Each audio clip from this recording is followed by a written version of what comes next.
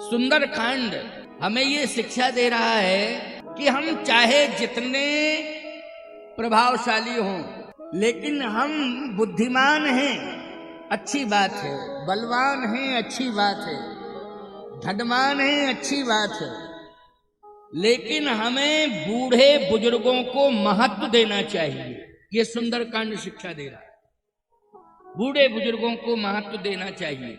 अच्छा, ये प्रेरणा किसने दी है? हनुमान जी ने दी है।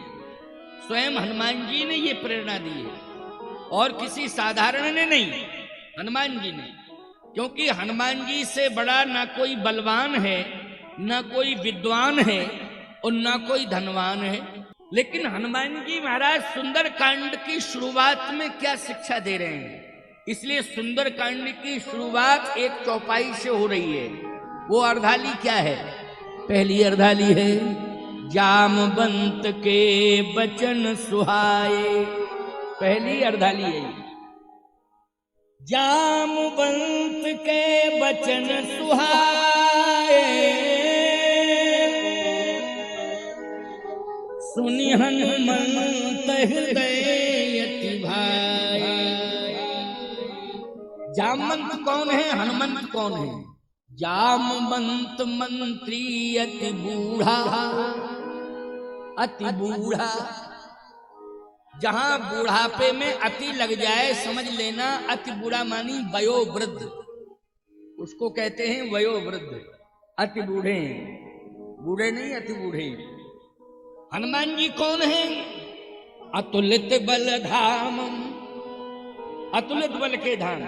अच्छा, बल जो है नौजवान के पास होता है कि नहीं? नौजवान के पास बल होता है। अच्छा, कितना भी बड़ा पहलवान क्यों ना हो, अगर वो बूढ़ा हो जाता है तो ईमानदारी के साथ बताओ, किसी से कुश्ती नहीं लड़ता है। क्यों भाई? कितना ही बड़ा चैंपियन क्यों ना हो, लेकिन यदि उसकी उम्र समाप्त हो गई, बुढ़ापा आ गया, तो फिर वो दंगल में जाकर के किसी को चैलेंज नहीं देता है। क्यों नहीं देता है? अर्थ निकल के आ गया, क्योंकि शक्तिहीन हो गया, वो बुढ़ापा आ गया, अब उसके पास ताकत नहीं रही। लेकिन हनुमान जी के यौवन का प्रमाण मिल रहा है सुंदर कांड में। अतुलित बल धाम, अतुलित बल के धाम है। और जामवंत जी का प्रमाण मिल रहा है सुंदर कांड में। जामवंत मंत्री अति बूढ़ा, जामवंत मंत्री अति बूढ़ा, बूढ़ा नहीं अति बूढ़ा। लेकिन विचार करना, यहां बोल कौन रहा है और सुन कौन रहा है? सुंदर कांड में बोले बूढ़ा बोल रहा है, अति बूढ़ा। जामवंत के बचन सुहाए, और सुन कौन रहे हैं? सुन हनुमंत हृदय अति भाए। सीधी सी बात यह है कि बूढ़ों की बात सुनो, अगर कुछ बोले तो सुनो। वो आजकल बड़ी समस्या है।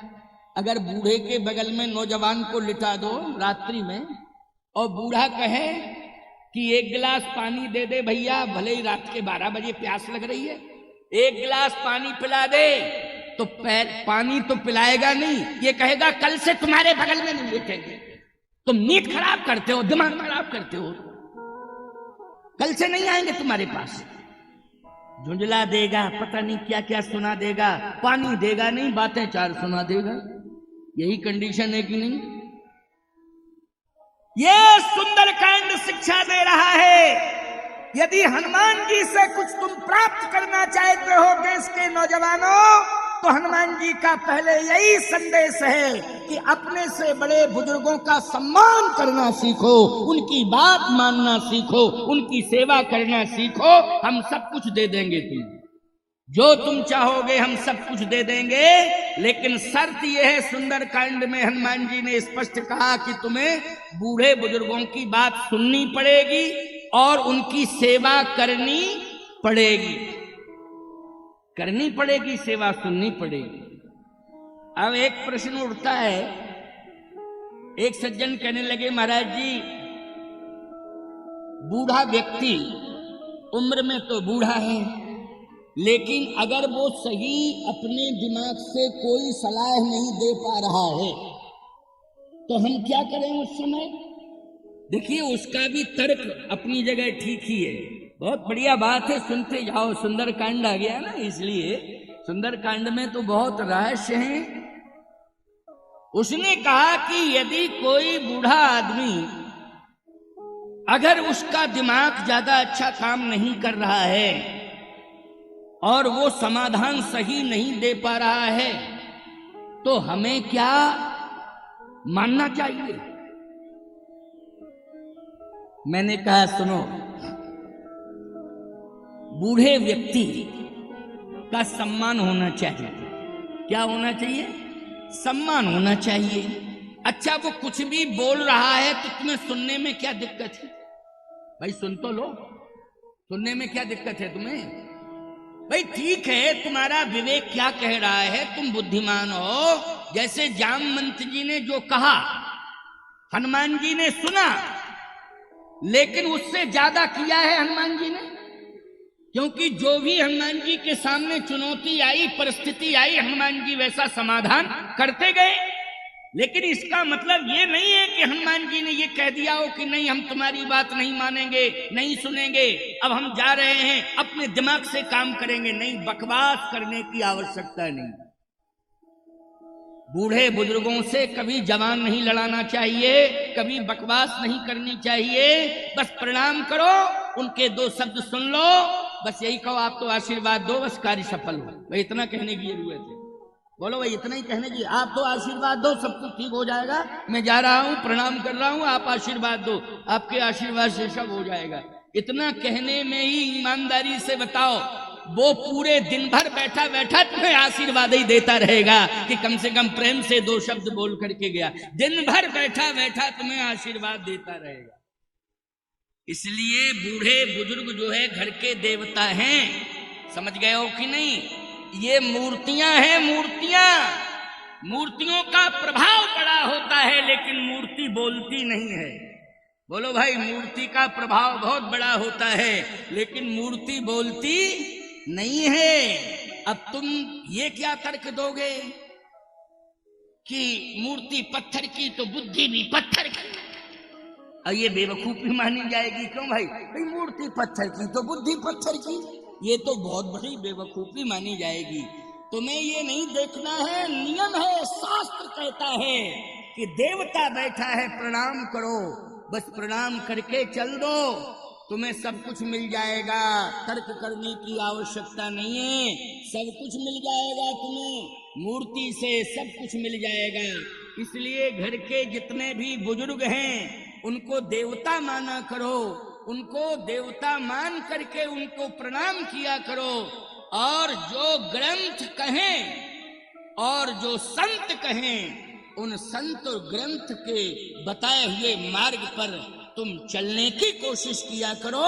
तुम्हारी हर समस्या का समाधान होता रहेगा, होता रहेगा, होता रहेगा। हनुमान जी ने कोई तर्क नहीं किया जामवंत जी से। जामवंत जी ने क्या कहा था? इतना करहु तात तुम जाई, सीतहि देख कहो सुधी आई। इतना करहु, बूढ़े ने कहा है, एक बहुत बड़ा संकेत दे दिया है। क्या? इतना संकेत, इतना बड़ा संकेत मिल गया हनुमान जी को कि इतना करहु तात तुम जाई। अच्छा, इतना में कितना करूं? बोले सीता ही देख कहूं शुद्धि आई। स्पष्टीकरण हो गया। इतना ही करना है कि सीता जी को देख करके सीता जी की सुध प्रभु राम को सुना देना है, बस इतना ही करना है। अच्छा, हनुमान जी महाराज ने जितना जामवंत जी ने कहा उतना ही किया क्या? परिस्थिति जैसी आती गई उसके अनुसार हनुमान जी करते गए। क्यों भाई, करते गए कि नहीं करते गए? इसलिए तो सुंदरकांड को ठीक से पढ़ना चाहिए। लेकिन बूढ़े का सम्मान किया है हनुमान जी ने। सीता जी की सुध तो प्रभु राम को सुनाई ही है, लेकिन हनुमान जी महाराज ने जो भी परिस्थिति आती गई, बुद्धिमताम वरिष्ठम है, विवेक से डिसीजन लेते गए, निर्णय लेते गए और समस्या का समाधान करते गए। बुद्धि इसलिए होती है, साथ में रहती है कि कोई भी समस्या आवे तो बुद्धि से निर्णय लो, बुद्धि से ही उसका समाधान कर दो। अगर बुद्धि ये कह रही है कि बल का प्रयोग करो तो बल का भी प्रयोग कर दो, लेकिन कहेगी कौन? बोलो भाई, बुद्धि तो कहेगी बुद्धि कि बल का प्रयोग करो। बुद्धि कहेगी निश्चित रूप से, तो बल का प्रयोग करो। उस समय बुद्धि उस समय जो भी डिसीजन दे रही है, विवेक तुम्हारा हटना चाहिए, लेकिन बुद्धि कह रही है कि आने दो आने दो आने दो, कुश्ती लड़ो कुश्ती। जिंदगी भर का काजू किशमिश 2 सेकंड में गायब हो जाएगा, कुछ भी नहीं बचेगा तुम्हारे पास, केवल गरुड़ पुराण बचेगा। क्यों? क्या बचेगा? केवल गरुड़ पुराण बचेगा और कुछ नहीं बचेगा। इसलिए मैं कहना चाहता हूं कि बुद्धि को भी जागृत करना है। ये सुसुप्ति अवस्था वाली बुद्धि है, क्योंकि सोई हुई अवस्था में दिमाग काम नहीं करता है। क्यों भाई? व्यक्ति सो जावे तो फिर दिमाग काम नहीं करता, क्योंकि बुद्धि सो गई। जागृत होना चाहिए बुद्धि जागृत कैसे होगी? ये ग्रंथ, संत, सत्संग यही करते हैं कि बुद्धि को जागृत करते रहते हैं। आपका विवेक जो है जागृत अवस्था में रहेगा, और जागृत अवस्था में रहेगा तो आपकी बुद्धि से आपके द्वारा कोई गलत काम नहीं होगा। आपकी बुद्धि गलत काम की ओर नहीं ले जाएगी, आपकी बुद्धि सद्बुद्धि में पलट जाएगी, सद्बुद्धि में बदल जाएगी। तो सद्बुद्धि कहां से आती है? बिन सत्संग विवेक न होई, और राम कृपा बिन सुलभ न सोई। विवेक जागृत होता है, सद्बुद्धि आती है किससे? सत्संग से। हनुमान जी महाराज ने कहा कि बस आप जो कह रहे हैं, आप तो आशीर्वाद दो। और सुंदर कांड का प्रमाण है, यही कही नाय सवन कहूँ माथा, चले हरस धर रघुनाथा। अच्छा, सवन कहूँ माथा का मतलब है आशीर्वाद। सभी को मैं प्रणाम कर रहा हूं तो इसका मतलब क्या है? आशीर्वाद। यही कही नाय सवन कहूँ माथा, और चले हरस धर रघुनाथा। बार बार रघुवीर समारी, करके पवन तने बलभारी। बार बार रघुवीर, जैसे ही रघुवीर का स्मरण किया तो भगवान बोल पड़े। बड़ा अच्छा भाव है इसमें, सुंदरकांड में ही है ये। बोल पड़े भगवान, क्या बोले? बार बार रघुवीर समारी, बार बार भगवान का स्मरण किया तो भगवान बोल पड़े। पहले ये बताओ हनुमान, विचार करके बताओ कि लंका में तुम केवल सीता जी का पता लगाने जा रहे हो?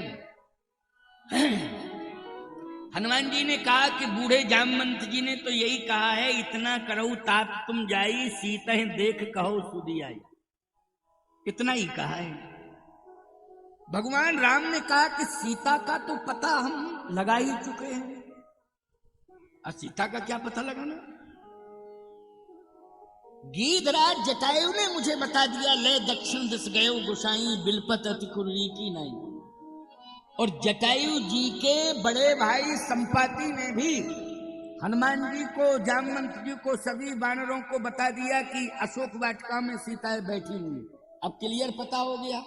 जटायु ने कहा था कि लंका में ले गया, लंका का राजा रावण लंका ले गया है सीता को, और जटायु के बड़े भाई संपाति ने कहा लंका में भी अशोक वाटिका में बैठी है।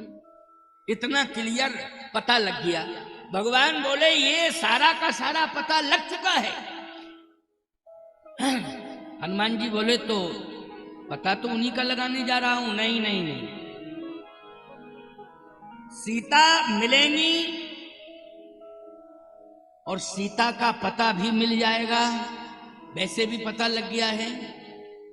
लेकिन सीता का पता लगाने के बाद क्या तुम्हें विश्वास है कि राम को विजय मिल जाएगी? नहीं,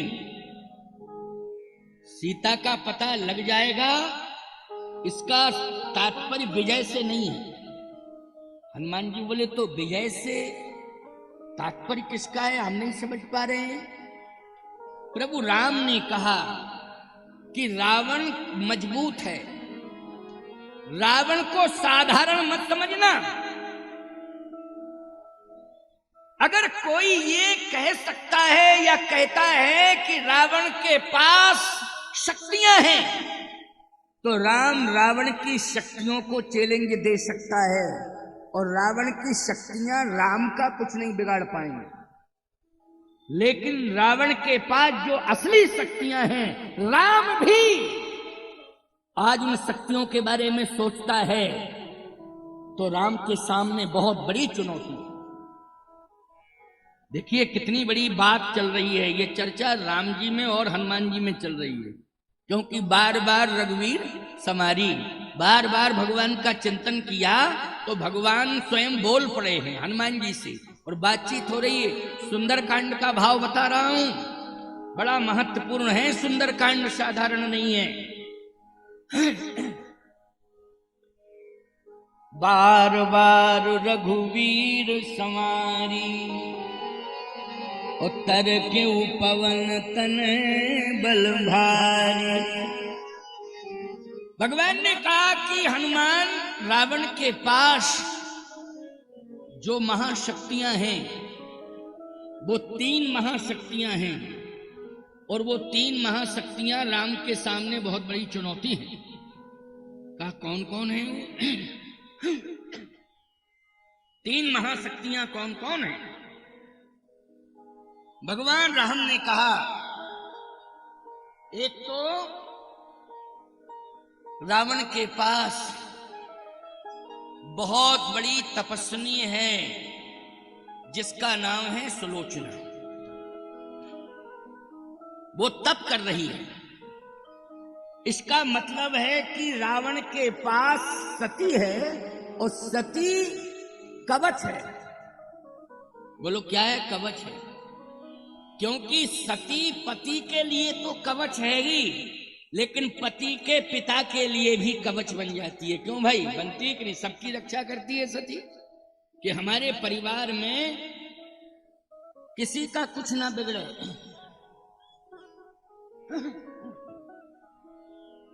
हमारे परिवार में किसी का कुछ ना बिगड़े, याद रखना। भगवान ने कहा कि सबसे बड़ी चुनौती है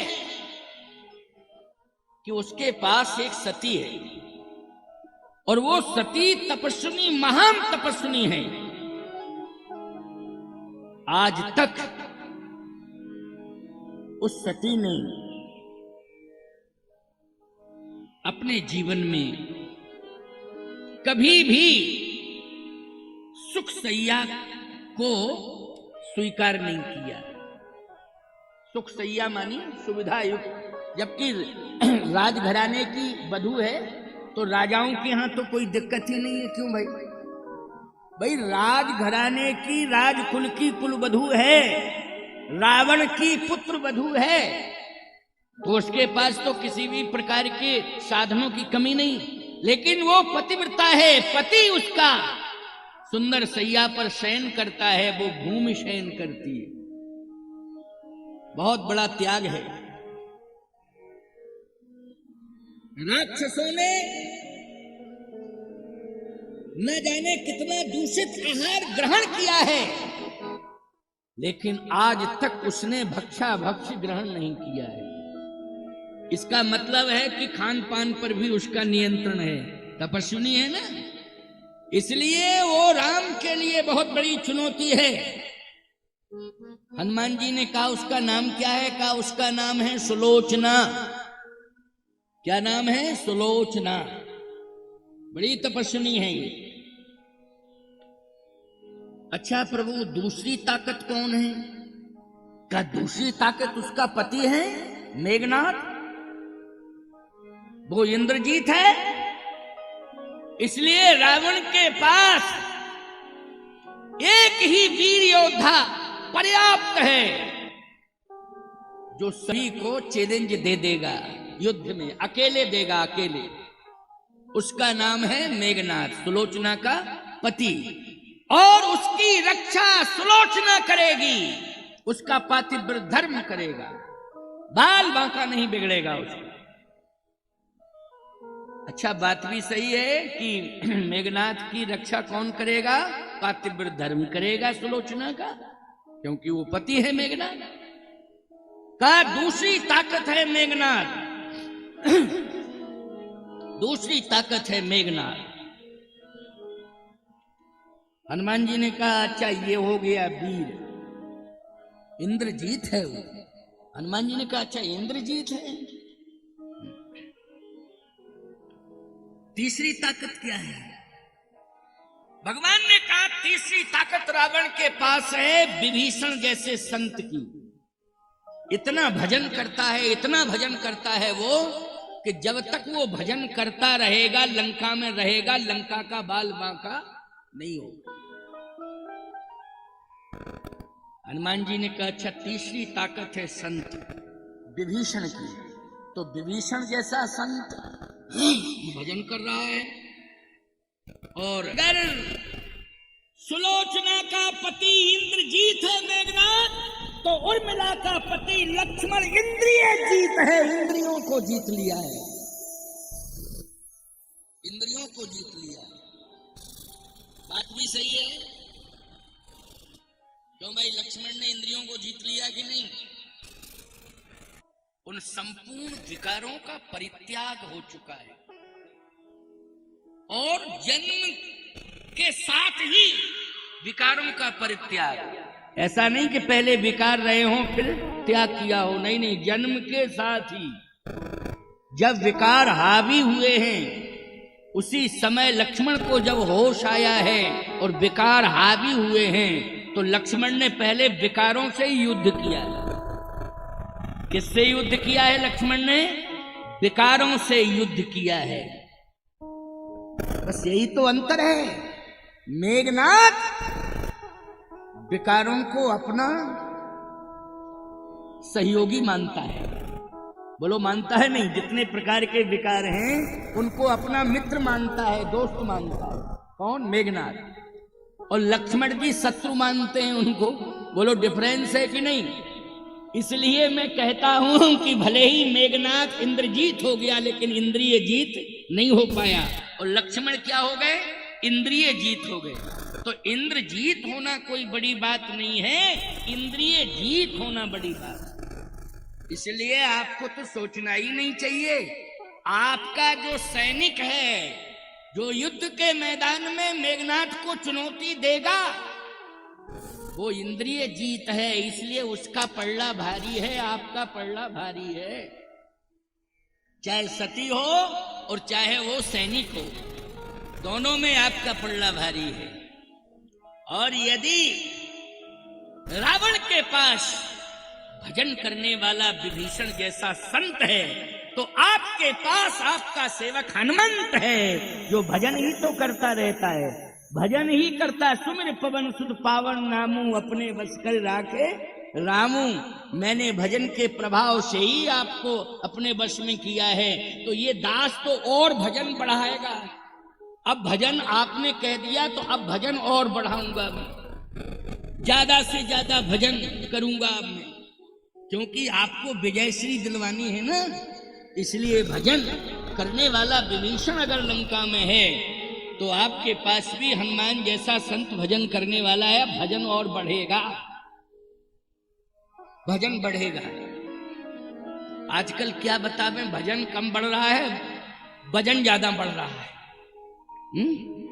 क्योंकि भजन करते ही नहीं, भोजन करते। भोजन से वजन बढ़ रहा है शरीर का। नहीं नहीं, भजन बढ़ाओ, वजन घटाओ, भजन बढ़ाओ। और उम्र जैसे जैसे बढ़ती जाए, वैसे वैसे वजन भी घटाते जाओ, भोजन भी कम करते जाओ, भजन को बढ़ाते जाओ। देखो फिर आनंद, आनंद ही आनंद है। हनुमान जी ने कहा अब तो भजन बढ़ेगा। भगवान ने कहा लेकिन विचार की बात तो यह है कि 3 महाशक्तियां ही तो तुमने गिनाई हैं, राम के पास भी तो 3 ही हैं और रावण के पास 3 है। इसका मतलब है कि 3 बराबर हैं, आमना सामना होगा तो 3 मत हैं, 3 मत राम के पास, 3 मत रावण के पास। अच्छा भाई, इलेक्शन में अगर पक्ष विपक्ष को 3 मत मिल जाएं बराबरी के तो समस्या खड़ी हो जाएगी कि नहीं हो जाएगी? फिर तो पक्ष और विपक्ष एक वोट फोड़ने की कोशिश करेगा, किसी तरह से एक आ जावे, एक आ जावे। क्यों भाई? एक आ जाए काम बन जाएगा। एक की तलाश में सब रहेंगे। बोलो भाई, राम जी भी एक की तलाश में हैं कि एक हमें मिल जावे, एक की तलाश। रावण भी एक की तलाश में है कि सीता हमें मिल जावे। बोलो भाई, रावण भी किसकी तलाश में है? जल्दी बोलो। रावण भी एक की तलाश में है कि सीता हमें मिल जावे, और राम जी एक की तलाश में है कि संत विभीषण मुझे मिल जावे, संत विभीषण मुझे मिल जावे। रावण कहता है सीता मुझे मिल जाए और राम जी कहते हैं विभीषण मुझे मिल जाए, संत विभीषण मिल जाए। प्यारे, अगर एक मत का ही मैटर है, पूरी ताकत लगा रहा है रावण की सीता जो है मुझे मिल जाए। आ तो गई है सीता जी, लेकिन चैलेंज कर दिया उन्होंने कि खबरदार, मेरी ओर देखना भी नहीं, तू ले आया है ना, मैं आ गई हूं, लेकिन जब तक तेरा शरीर छलनी छलनी नहीं हो जाएगा और कुल खानदान के सहित तू लंका से हमेशा हमेशा के लिए विदा नहीं हो जाएगा, तब तक मैं ना फल ग्रहण करूंगी ना जल ग्रहण करूंगी, मेरी प्रतिज्ञा है। सीता जी ने 14 महीना ना तो फल ग्रहण किया ना जल ग्रहण किया, बिना फल और जल के रही, निराहार 14 महीने रही। बोलो भाई, और रावण ने पूरी कोशिश करी कि सीता मिल जाए। एक मत मिल जाता रावण को तो बोलो भाई, राम जी पराजित हो जाते कि नहीं हो जाते?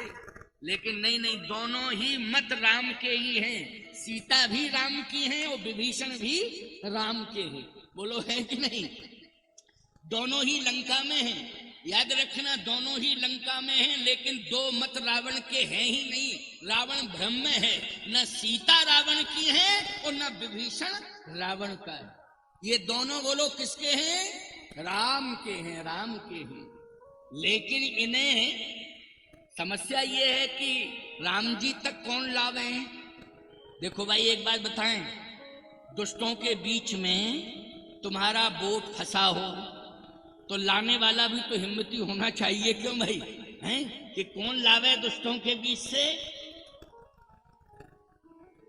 हनुमान जी ने कहा कि आप आज्ञा करो, भगवान ने कहा कि ना तो मेघनाथ की मुझे जरूरत है ना सुलोचना की मुझे जरूरत है, मुझे तो केवल विभीषण की जरूरत है। विभीषण मुझे मिल जाए, अगर विभीषण मुझे मिल गया तो राम को 1 मत अधिक मिल जाएगा और राम विजयी हो जाएगा। हनुमान जी ने कहा वैसे तो मेरा मूड था कि तीनों वोट ले आवे, तीनों, लेकिन अब आपने कह दिया है तो अब हमें आपकी आज्ञा माननी पड़ेगी। ठीक है, मैं विभीषण जी को ले आऊंगा, लेकिन एक बात सुनना और समझना, दबाव नहीं बनाना, दबाव नहीं बनाना है। कभी भी किसी भी साधु पर दबाव बना के नहीं लाना चाहिए कि दबाव बनाओ ले आओ, क्योंकि साधु स्वतंत्र होता है। अच्छा बोलो, मतदाता भी स्वतंत्र ही होता है कि नहीं? स्वतंत्र भारत में मत देने वाला स्वतंत्र होता है, उससे स्वतंत्र अधिकार है, विवेकाधिकार है उसका, कि उसका विवेक जो कहेगा वो करेगा, स्वतंत्र है वो। लेकिन कोई यदि दबाव बना देता है मतदाताओं के ऊपर और जबरदस्ती मत लेता है तो प्रजातंत्र की हत्या कर रहा है वो। सीधी सी बात। भगवान राम ने कहा कि मुझे ऐसा मत नहीं चाहिए कि दबाव में ले आओ।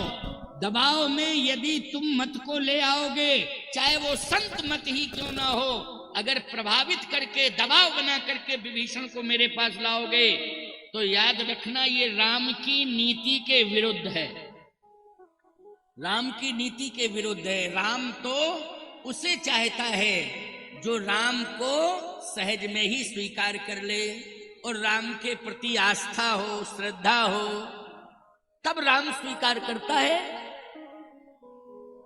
पहले विभीषण की श्रद्धा देखना, विभीषण की इच्छा देखना क्या है। अगर उसकी इच्छा और मेरे प्रति अगर उसकी श्रद्धा है तो बस तुम जरूर मेरे तक लाना विभीषण को। हनुमान जी बोले ठीक है, अब आपने आदेश दे दिया, मैं जा रहा हूं। अब हनुमान जी गए, सुंदरकांड की कथा है। देखो भाई, थोड़ा सा हवाई सर्वे करना ही पड़ेगा है, तो मैं चर्चा कर रहा था। हनुमान जी गए और हनुमान जी ने लक्ष्य बनाया कि हमें सबसे पहले सीता माता का पता बाद में लगाएंगे, लेकिन पहले विभीषण को खोजना है कि रहता कहाँ है। कौन? संत विभीषण। सुंदरकांड की कथा चल रही ना, तो मुझे विभीषण को खोजना है। अच्छा, हनुमान जी मंदिर मंदिर प्रतिकर शोधा। लोग कहते हैं महाराज मंदिर मंदिर ये सब क्या है। लंका में मंदिर ज्यादा बने थे, क्योंकि ये लंका रावण के लिए नहीं बनाई गई थी। ये लंका तो पार्वती जी को प्रसन्न करने के लिए भगवान शंकर ने प्रेरणा देकर के लंका बनवाई थी। और इस लंका को कुबेर ने और आदि आदि विश्वकर्मा आदि कुबेर और जितने भी धनपति थे, देवता, सब ने मिलकर के तैयार की। क्यों? पार्वती जी की इच्छा थी। पार्वती जी की इच्छा क्या थी?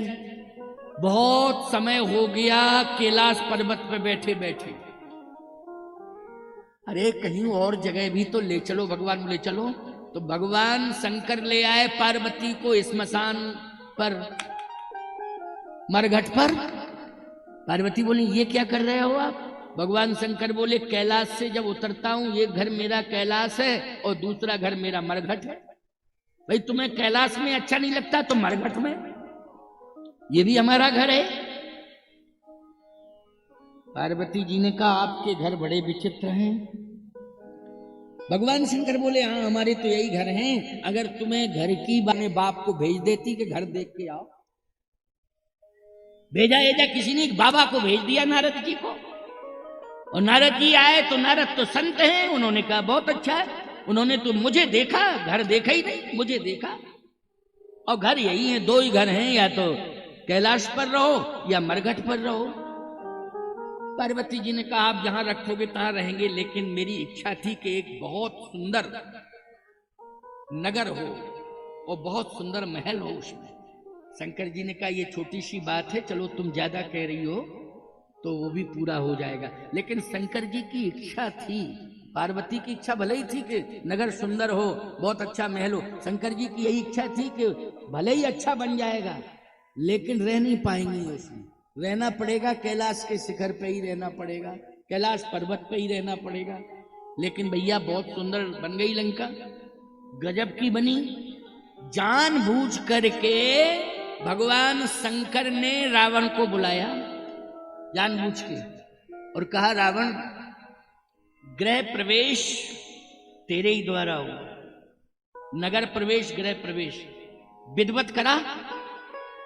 रावण बोला महाराज हम तो चेला हैं, आप हमारे गुरु हो। बोले देखो भाई योग्यता की बात है, इसमें गुरु शिष्य की बात नहीं है, योग्यता की बात है। किसकी बात है? योग्यता की बात है। जैसे एक बार एक घर में हम गए तो उस माँ के लड़कों ने कहा महाराज जी मेरी माँ बहुत अच्छा भोजन बनाती है। बच्चों ने कहा, हमने कहा बनाए, तेरे माँ का भोजन करूंगा। अब भोजन बनाया तो बोले महाराज भोजन कैसा लगा? हमने कहा और सब ठीक था, लेकिन कढ़ी जरा सही से सिद्ध नहीं हुई। और मुझे तो बहू बोली महाराज कढ़ी मैं बनाना जानती हूँ, अगर आदेश दें तो मैं कल कढ़ी खिलाऊं। हमने कहा बनाए, कोई भी बनाए, अच्छा बनाए तो जरूर, उसमें क्या दिक्कत, इसमें सास बहू की बात हो रही है। क्यों भाई, कोई किसी कार्य में विशेषज्ञ है तो भले ही बहू के स्थान पर बैठी हो, बहू के पद पर बैठी हो, लेकिन अच्छी है तो अच्छी है। मैंने कहा तू कढ़ी बना। आदेश मिल गया। वाकई उसने बहुत सुंदर पीताम्बरी, हमारे यहाँ साधुओं में पीताम्बरी कहते हैं, तुम लोग कढ़ी कहते हो, हैं? हम लोग कहते हैं पीताम्बरी, हैं?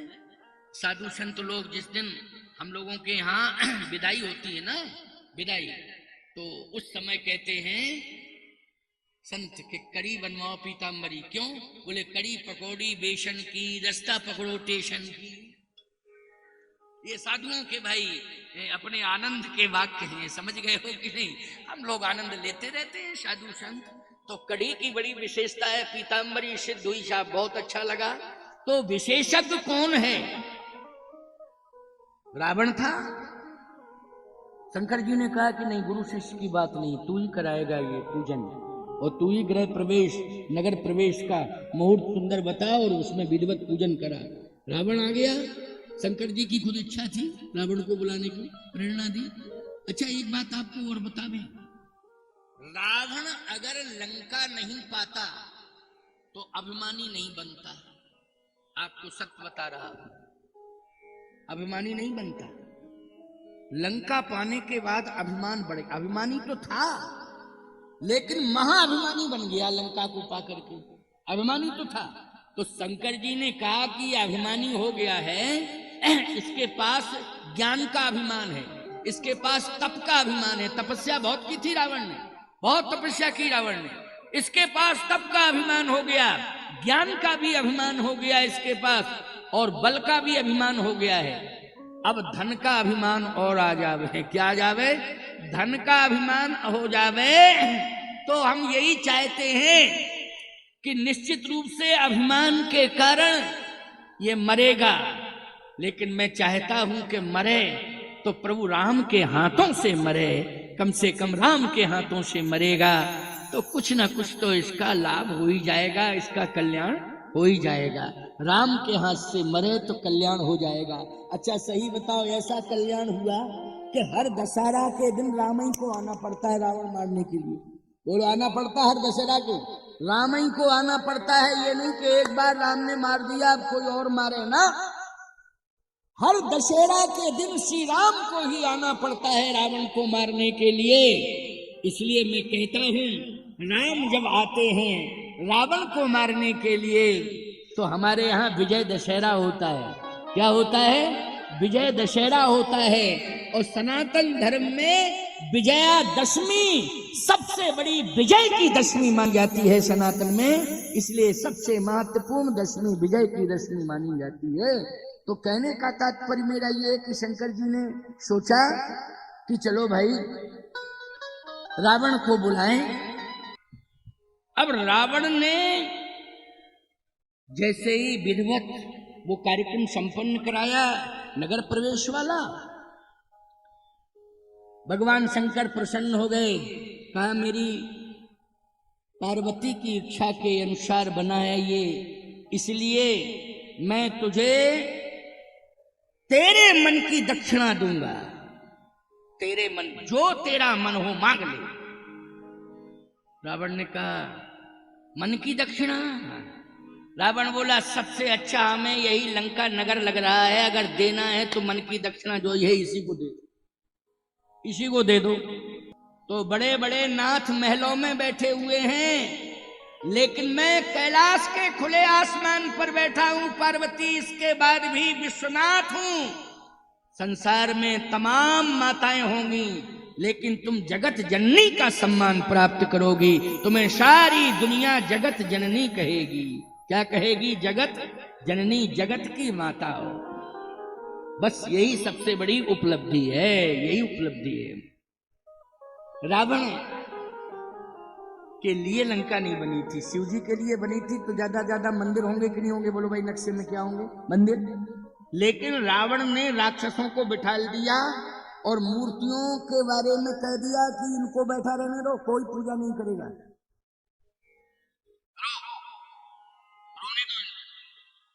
मूर्तियां रो रही हैं, राक्षस सो रहे हैं। हनुमान जी ने कहा बहुत ही खराब दशा है लंका की। मंदिर में इसलिए जा रहे हैं हनुमान जी क्योंकि मंदिर में ही तो साधु रहते हैं। संत कहाँ मिलते हैं? बोलो, मंदिर में, आश्रमों में। लेकिन वहां तो देखे जाता अगणित जोधा, बड़े बड़े दुराधर्ष आताताई राक्षस लेटे हुए। हनुमान जी ने कहा बड़ी खराब दुर्दशा है, लेकिन जिसे तलाश रहे वो नहीं मिल रहा है। कौन? बोले विभीषण नहीं मिल रहा है, विभीषण मिले उसकी तलाश है। आपको एक बात बताऊं कि विभीषण जिस मंदिर की पूजा करता है, रावण ने वहां प्रतिबंध बिल्कुल नहीं लगाया।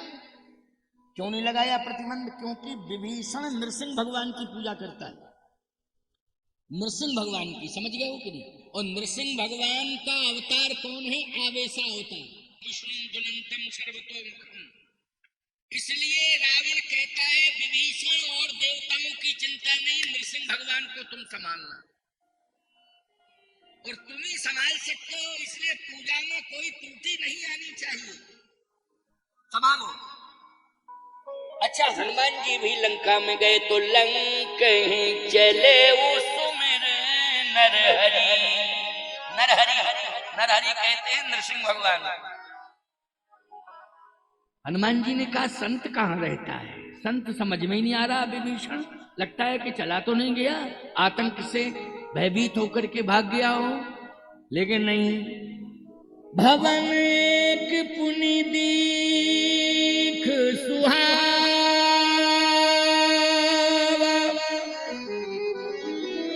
हरि मंदिर तहाँ भिन्न बनावा।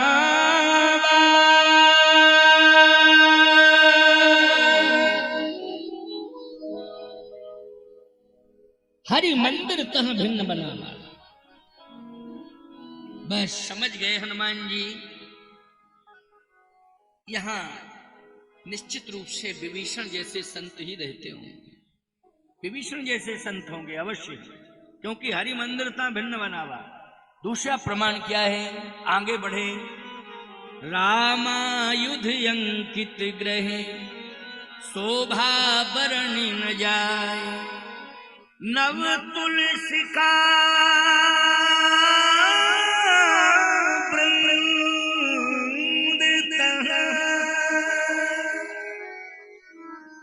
देख हरस कपीरा। नव तुलसी का वृंद ता देख हरस कपीरा। हनुमान जी ने कहा तुलसी हरी भरी है, इसका मतलब है जल देने वाला कोई है। क्यों भाई? तुलसी जहां हरी भरी हो तो कन्फर्म है कि कोई ना कोई जल डालता है तुलसी में। अच्छा, एक नहीं, नव तुलसी का वृंद मानी समूह है, तुलसी ही तुलसी, और पूरी तुलसी हनुमान जी ने जहां निगाह डाली हरी भरी। हनुमान जी ने कहा निश्चित साधु रहता है, संत रहता है, विभीषण ही होगा, निश्चित संत रहता है, संत रहता, मुझे जरूर वहां समीप में पहुंचना चाहिए। हनुमान जी जब पहुंचे तो दीवाल जो भवन की थी ना, जहां विभीषण सो रहा था, वो दीवाल राम राम राम राम राम राम राम राम दीवाल बोल रही थी, दीवाल से आवाज आ रही थी। सोचो जरा कितनी भक्ति की है उसने, कितना भजन किया है कि दीवाल जो जड़ है राम नाम के प्रभाव से उसमें चैतन्यता आ गई, वो दीवाल भी राम राम राम राम राम। हनुमान जी ने कहा गजब है भैया, बहुत ऊंचा संत है वास्तव में। जहां अंदर दीवाल के अंदर संत रह रहा है, सो रहा है, दीवाल राम राम राम राम राम राम कह रही। हनुमान जी ने अपने मन को समझाया और कहा मन, अब तू संतुष्ट हो गया कि नहीं? जिसकी तलाश में कर रहा था आज वो मिल गया है। मन, आज तेरा कार्य पूरा हो गया। भी नहीं, मन कहता है जब संत आपकी बात मान जाए तब। अभी तो अंदर है वो, मानता है कि नहीं मानता है? मिलो, उसने इनकार कर दिया, तब क्या करोगे? मन कहता है नहीं नहीं, बात मान जावे संत तब मैं प्रसन्न होऊंगा। हनुमान जी ने कहा वो भी कोशिश करता हूं। हनुमान जी राम राम राम राम राम राम राम राम राम राम राम राम बड़ी जोर जोर से कहने लगे राम राम राम राम। सुनत विभीषण उस ही आए। विभीषण ने कहा अरे लंका में राम राम कहने वाला कौन आ गया? मेरे अलावा तो कोई लंका में राम राम कहता ही नहीं था। लेकिन कौन आया? विभीषण जी तुरंत ही उठ के आए अंदर से बाहर। जैसे ही अंदर से बाहर आए, बहुत ही बढ़िया बात है, सुनो, बहुत ध्यान से सुनना। विभीषण जी ने जैसे ही हनुमान जी को देखा तो नेत्रों से प्रेम आंसू छलक पड़े। हनुमान जी ने कहा, ये आंसू क्यों निकाल रहे हो? विभीषण जी ने कहा, ये प्रेम के आंसू, वो आपको देख करके मेरे प्रेम के आंसू निकले। मुझ में क्या ऐसी विशेषता है? कहा विशेषता यही है कि भेष बदल करके भगवान आ गए। आज मेरा भजन सफल हो गया है क्योंकि भेष बदल करके मेरे सामने भगवान खड़ा है। आप राम हैं, भेष बदल के आए। इस दीन पर आपकी बड़ी कृपा हो गई है, इसलिए प्रभु मुझे स्वीकार करो, स्वीकार करो। और जैसे ही चरण पकड़ने की कोशिश की, हनुमान जी ने रोका, नहीं नहीं, मैं सत्य कहता हूं, मैं राम नहीं हूं, मैं राम नहीं हूं। तो फिर विभीषण जी ने कहा, आप राम नहीं हैं तो राम के दास हैं। कि तुम हरिदासन मह कोई, मोरे हृदय प्रियस होई। आप राम नहीं हैं तो आप राम के दास हैं। हनुमान जी ने कहा, नहीं, मैं राम का दास भी नहीं हूं, मैं राम नहीं हूं ना राम का दास हूं। विभीषण जी ने कहा, फिर कौन है आप? हनुमान जी ने कहा कि मैं प्रभु राम के दासों का दास, दासानुदास हूं। मतलब सीधी सी बात है, आप राम के दास हैं, मैं आपका दास हूं। ये है दीनता की पराकाष्ठा, समझ गए हो ना? ये दैन्यता की पराकाष्ठा है प्यारे।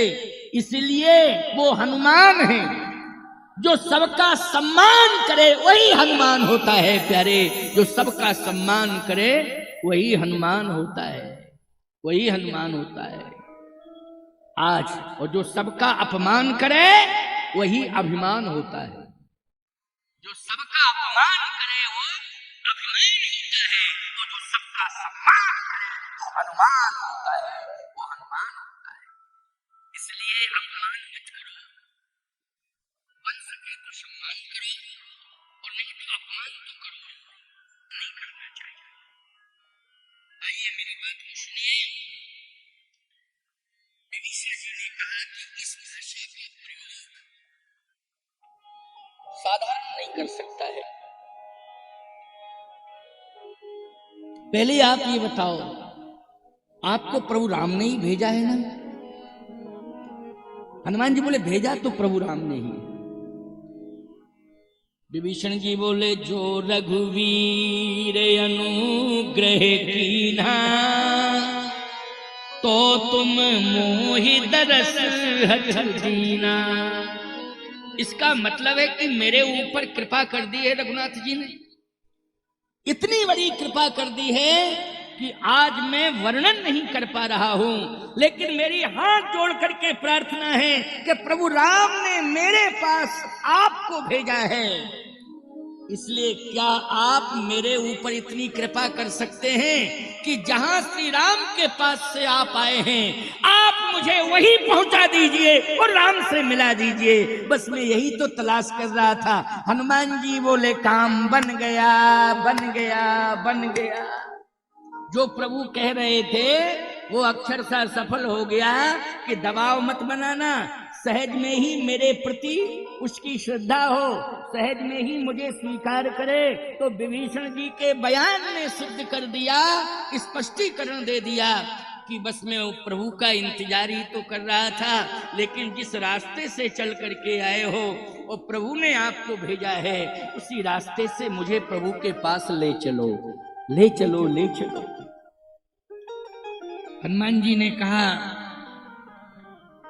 लेकिन रास्ते से चल के मैं आया हूं, लेकिन अब वो रास्ता मैं पहचान नहीं पाऊंगा।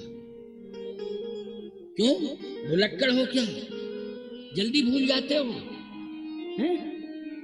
जल्दी भूल जाते हो। एक तालाब था, बरसात का मटमैला पानी भरा था उसमें। हमारा एक ड्राइवर था, अब तो वो दुनिया से चला गया। जब वो आया मेरे पास में और थोड़ा ज्यादा बूढ़ा हुआ, आंखें वैसी हुई, तो तालाब में पानी मटमैला भरा हुआ था बरसात का। वो गाड़ी उधर ही ले जाए। हमने कहा कहाँ ले जा रहे हो? बोले नई नई सड़क डली है अभी महाराज। हमने कहा रुक जा उतर जा भैया, तुझे मटमैला तालाब का भरा हुआ पानी नई सड़क लग रही।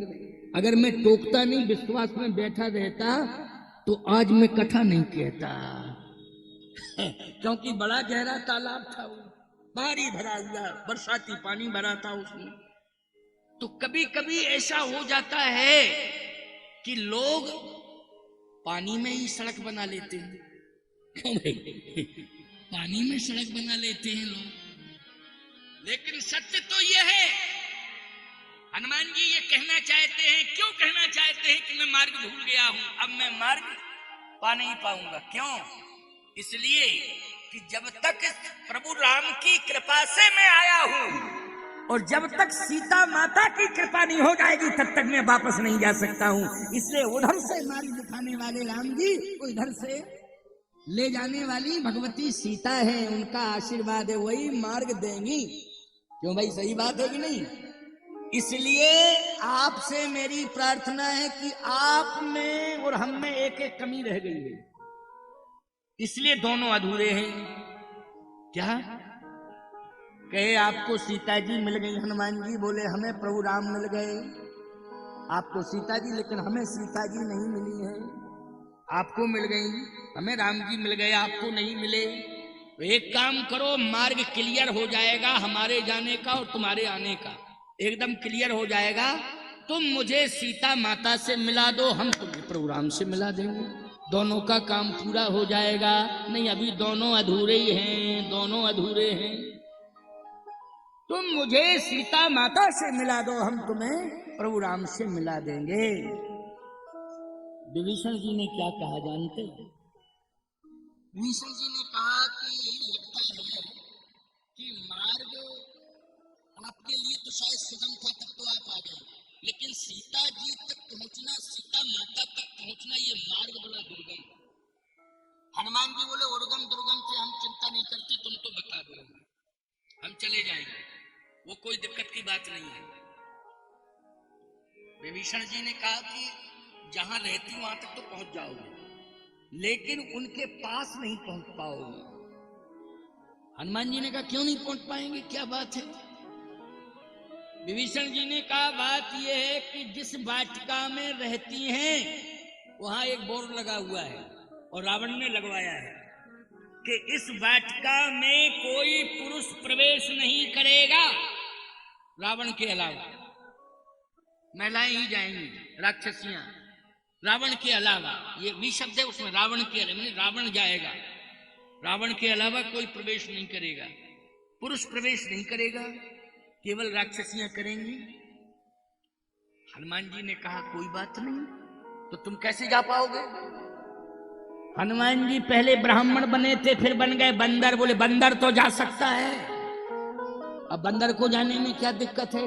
क्या ऐसा बोर्ड कोई रावण ने लगा रखा है तो हम बोर्ड और फेंक देंगे सब? अच्छा, बंदर के लिए तो कोई प्रतिबंध है ही नहीं, जा सकता है, वो बगीचे में तो जा ही सकता है बंदर, उसका तो अधिकार है।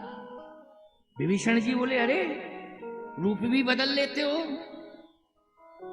ये बंदर कैसे बन गए? बंदर कैसे बन गए? हनुमान जी बोले आप ही जैसे संत हैं कि नारद उन्हें श्राप दिया, उनके कारण बंदर बनना पड़ा।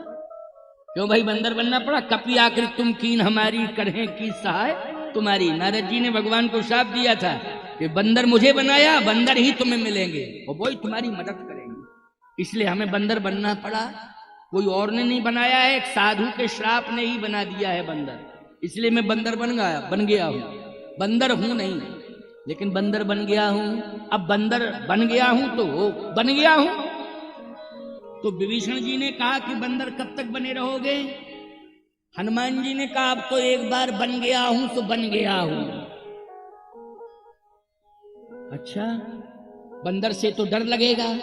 हनुमान जी बोले मैं ऐसा बंदर बना हूं कि मेरे पास जो जाएगा सबका डर समाप्त हो जाएगा, ऐसा बंदर बना हूं। ऐसा बंदर नहीं कि हमें देख के लोग डरें, बल्कि हमारे पास आकर के दुनिया का डर समाप्त हो जाएगा। बोलो ऐसे ही बंदर हैं कि नहीं?